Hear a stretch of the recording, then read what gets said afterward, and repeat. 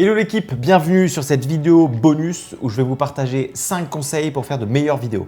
Alors l'idée c'est pas de vous donner des conseils génériques, genre un peu juste comme ça, mais plutôt de vous donner un plan et surtout pour chaque astuce des actions à faire pour mettre ces tips en application correctement. Aussi tous les conseils qu'on va voir ensemble aujourd'hui sont un peu tous reliés les uns aux autres, donc restez bien jusqu'à la fin pour que ça soit un minimum cohérent. Ah oui aussi je vous ai préparé des petites fiches un petit peu récap de tout ce qu'on va échanger ensemble dans cette vidéo et je vous mets ça en description. Ok. Tips numéro 1, toujours préparer ses tournages.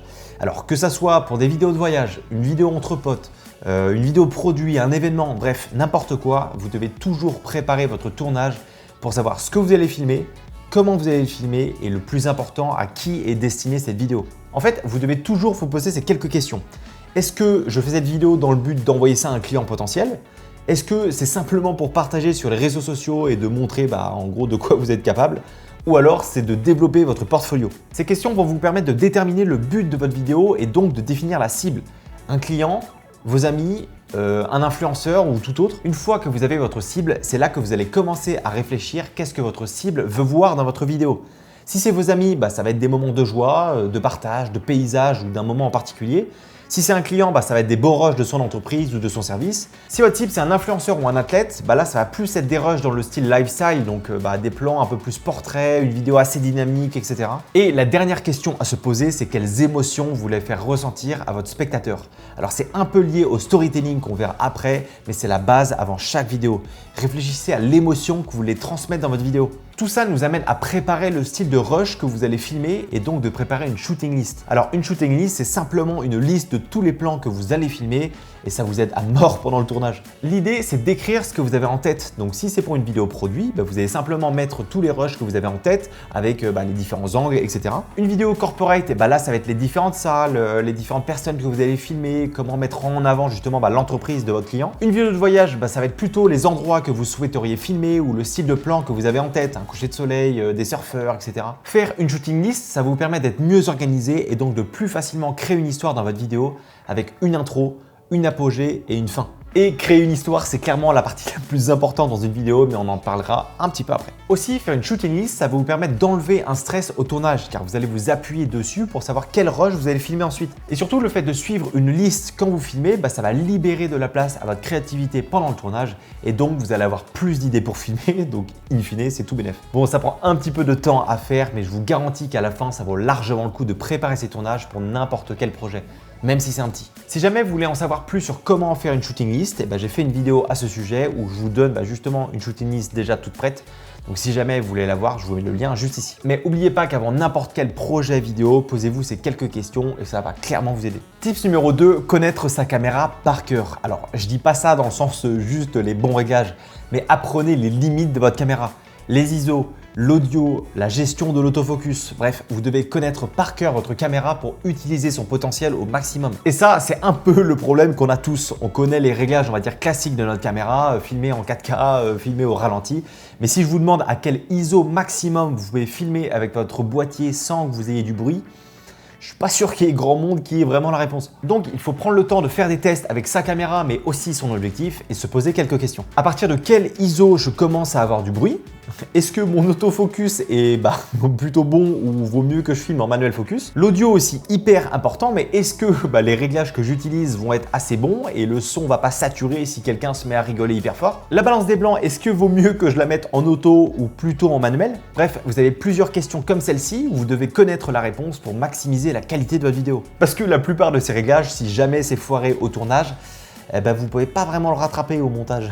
Donc il vaut mieux tester sa caméra à fond et savoir quels paramètres vous devez utiliser, parce que si vous filmez en road trip pour un client ou n'importe quoi et qu'en rentrant vous vous rendez compte que les rushs sont complètement bleus parce que la balance des blancs est pas bonne, ou alors que vos rushs sont pas du tout focus parce que l'autofocus c'est pas ça sur votre caméra, ça la fout mal parce que vous pouvez rien faire. Donc ce que je peux vous conseiller, c'est de regarder des tutos spécifiques à votre boîtier et ensuite de faire des tests chez vous pour savoir ce qui vous convient le mieux. Tips numéro 3, restez créatif. Alors celui-là, il est un petit peu subjectif parce que ça dépend des goûts de chacun. Mais si vous voulez faire une vidéo qui sort du lot, va pas falloir faire comme tout le monde.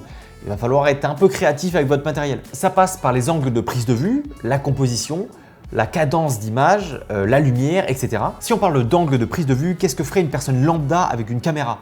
Elle resterait debout et elle aurait la caméra au niveau de ses yeux. Et nous, vu qu'on veut se démarquer, il faut qu'on utilise des angles de vue un petit peu différents. Donc n'hésitez pas à vous baisser pour faire une contre-plongée pour mettre en avant votre sujet, mettre la caméra au ras du sol pour suivre les pas de quelqu'un, ou au contraire monter sa caméra assez haut pour montrer le paysage. Bref, si vous voulez surprendre votre audience, il faut lui montrer des points de vue qu'elle n'a pas l'habitude de voir. Et donc mettre la caméra à des niveaux que peu de personnes ont l'habitude de voir. Alors bien sûr, faut pas faire que ça, des points de vue à hauteur d'homme, c'est bien aussi. Mais essayez de mixer vos angles de vue pour garder en éveil votre spectateur. En plus, changer d'angle de vue va vous permettre de dynamiser votre vidéo et aussi vous laisser le choix en post-production. Donc n'hésitez pas à faire plusieurs rushs du même endroit avec différents angles pour vous laisser la possibilité de choisir en post-production. Autre point pour être créatif dans vos vidéos, variez les fréquences d'image. Ça arrive assez souvent de voir des vidéos uniquement avec du ralenti.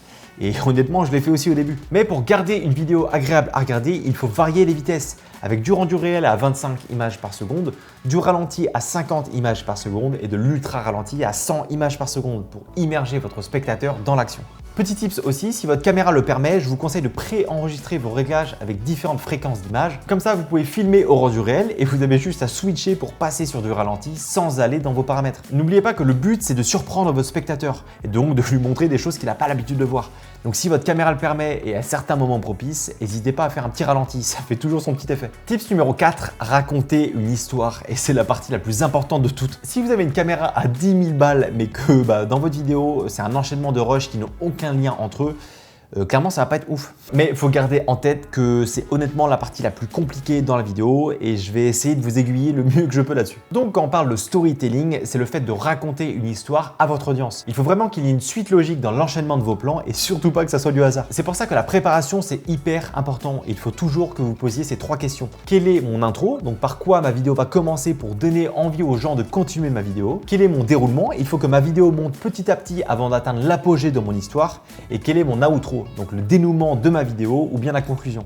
Deuxième chose, c'est l'émotion que vous voulez faire ressentir à votre audience. Une vidéo réussie pour moi, c'est une vidéo où vous avez trouvé comment faire ressentir l'émotion que vous vouliez à votre audience. Est-ce que vous voulez que votre spectateur ressente de la joie dans votre vidéo, de la peur, du rire, de la tristesse, etc. Est-ce que vous voulez que votre vidéo soit inspirante pour eux ou au contraire les faire réagir à un sujet précis? Ou alors si c'est une vidéo de voyage, est-ce que votre vidéo va vraiment leur donner envie d'y aller? Choisir l'émotion que vous voulez faire ressentir va vous driver dans la préparation de votre vidéo, au tournage et aussi au montage. Donc posez-vous avant de commencer votre projet et demandez-vous ce que vous voulez que ressente votre spectateur ou bien votre client. Et ensuite réfléchissez à quel type de vidéo le ferait ressentir cette émotion. Et enfin préparez une histoire cohérente pour arriver jusqu'à cette émotion. C'est honnêtement la partie la plus compliquée et c'est clairement pas une science exacte. Mais vous verrez qu'avec le temps, vous allez vous affiner sur cette partie et ça deviendra de plus en plus simple pour vous. Mais clairement, l'histoire, c'est le cœur de votre vidéo, donc ne la négligez pas. Dernier tips, passez vraiment du temps sur le montage. Tu peux shooter les meilleurs rushs de ta vie, avoir tout bien planifié. Si au moment du montage, c'est pas la bonne musique, les rushs sont pas bons, la colorimétrie c'est dégueulasse, ta vidéo va jamais marcher. Donc au montage, quand vous faites votre dérush, donc le moment où vous choisissez les meilleurs plans, posez-vous quelques questions. Est-ce que ce plan apporte réellement à l'histoire que je veux raconter? Dans les 3 plans que j'ai filmés du même endroit, quel est celui qui a la meilleure composition? Avec la lumière, le cadrage, la fréquence d'image, etc. Et le plus important, quel rush véhicule le mieux l'émotion que je veux transmettre. Ne mettez surtout pas tous les rushs que vous avez filmés, il faut bien choisir lesquels sont les plus intéressants et éviter les répétitions de plans. Donc toujours mettre le meilleur du meilleur des rushs que vous avez filmés, clairement ça va pas vous servir de boucher les trous. Il vaut mieux une vidéo hyper captivante de 30 secondes qu'une vidéo de 2 minutes où on se fait un peu chier. Petit tips aussi pour les vidéos sur les réseaux sociaux, si vous ne captivez pas votre audience dans les 5 à 10 premières secondes, vous allez perdre la personne. Donc n'hésitez pas à envoyer du lourd dès le début, un peu en mode teaser pour captiver votre spectateur et ensuite commencer le déroulement de votre histoire. Donc prenez le temps au montage, ne vous mettez pas la pression en mode faut que votre vidéo sorte demain. Au contraire, prenez du recul sur votre vidéo et essayez de voir où est-ce que vous pouvez vous améliorer. Rajoutez du sound design, revoir la colorimétrie, changer certains plans qui finalement n'apportent pas tant que ça à l'histoire. Prenez le temps et formez-vous pour être meilleur sur cette partie montage qui est clairement la moitié d'une vidéo. Donc passez par des formations ou regardez simplement des tutos, mais on a tous à progresser en montage. Donc gardez bien en tête que plus vous allez travailler votre partie montage, meilleures vos vidéos seront. Bon, vous avez vu que ces 5 conseils sont bien corrélés entre eux et chaque partie est importante pour faire une bonne vidéo. Alors, je suis conscient que c'est pas facile de tout mettre en application et moi-même encore aujourd'hui, il faut que je progresse dans certaines parties. Mais avec le temps, les bonnes techniques et de l'entraînement, je vous garantis que vous allez forcément progresser. Je vous ai mis des petites fiches récap en description pour vous aider à vous poser les bonnes questions avant chaque partie. Aussi, si vous voulez progresser en montage vidéo, j'ai une formation sur le montage sur Premiere Pro où on revoit toutes les bases et je vous donne surtout tous mes conseils pour faire des vidéos pro et justement créer une histoire dans votre vidéo. Donc si ça vous intéresse, je vous mets également ces liens là en description. Merci de vous être inscrit à la newsletter et merci surtout de votre confiance. On se voit très vite. La bise.